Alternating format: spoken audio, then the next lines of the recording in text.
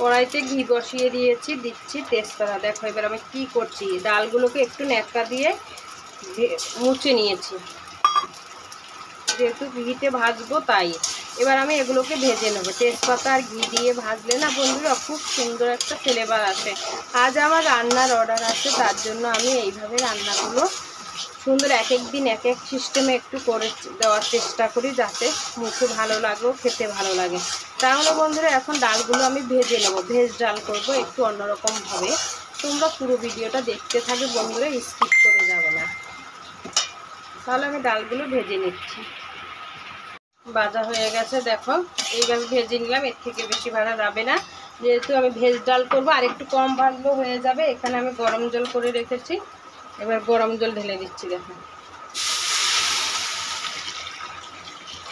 গরম জল দিয়ে দিলাম।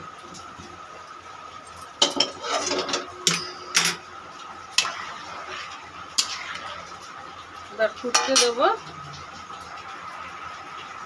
দেখো ডালটা সেদ্ধ হয়ে গেছে। এইভাবে এরকম আধ ভাঙা সেদ্ধ করবে, পুরো গলিয়ে ফেলবে না, গলালে টেস্ট থাকে না ডালের। এবার আমি গরম জল করে রেখেছি,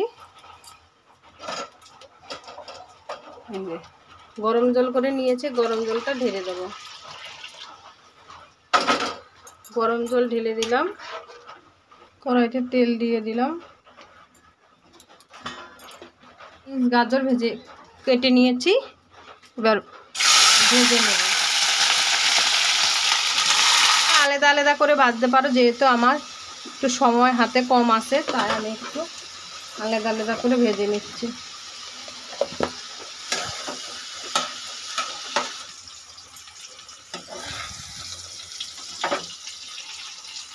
ডালের উপরে দিয়ে দিচ্ছি বাটি এই যে নারকেল,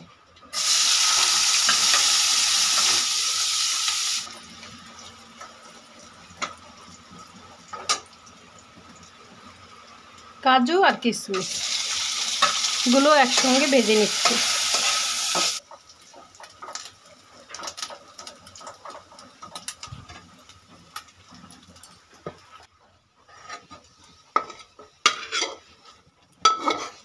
লঙ্কা, জিরা, এলাচ, দারচিনি, তেজপাতা, আদা, কাঁচা লঙ্কা, ধনে, জিরা, হলুদের গুঁড়ো, কাশ্মীরি লঙ্কার গুঁড়ো। এটা দেওয়ার কেন বলতো, কালারটা ভালো আসে ডালে।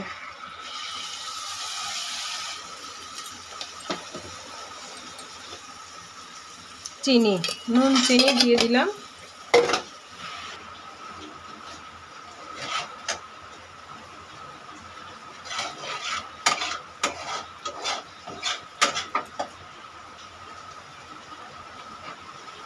এবার মশলাটা কষিয়ে ঢেলে দিলাম।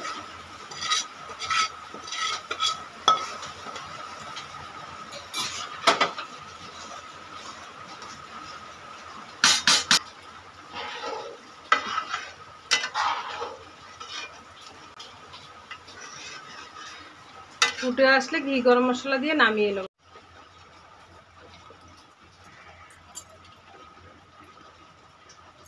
গরম মশলা দিয়ে নামিয়ে নেব।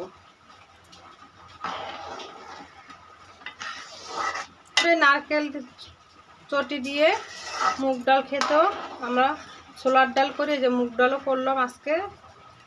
তোমাদের কেমন লেগেছে ভিডিওটা দেখে কমেন্ট করে জানিয়ে দেবে। ভালো লেগে থাকলে পাশে থেকো, লাইক কমেন্ট সাবস্ক্রাইব করো, চ্যানেলটিকে ফেসবুকে দেখলে ফলো করো।